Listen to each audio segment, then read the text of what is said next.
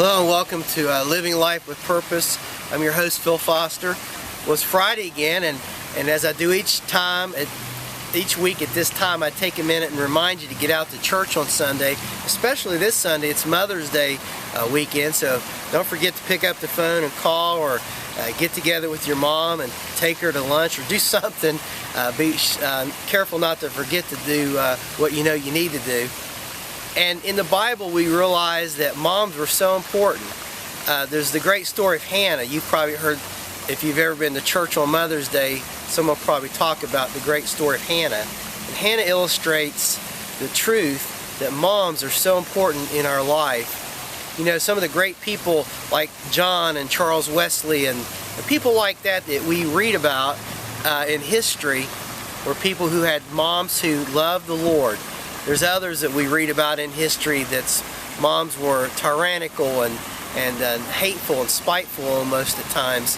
And many of these were the ones that ended up doing evil deeds. So if you're a mom especially, but you don't have to be a mom to get something out of this, just know you have an important role to play. In the story of Hannah, there's a few things we take from her life. One is that she knew how to pray. You may remember she wasn't able to have kids, and year after year she prayed for God to give her children. And finally God answered her prayer. And if there's one thing a mom can teach her children to do, or one thing any person for that matter can be as an example, is to be a person of prayer. She also showed the value of being committed. She said, God, if you'll give me a son, I'll give him back to you. And she committed her son to the Lord.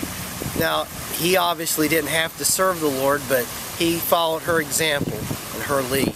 And today we read about the story of Hannah and this great miracle in the pages of the Bible. So on this Mother's Day, I want you to think about all the blessings you've had in your life from following the example of your mother, if she was a godly woman. We've been blessed. Julie had a great godly mother, and so did I. And I'm very blessed to have a very godly woman as my wife.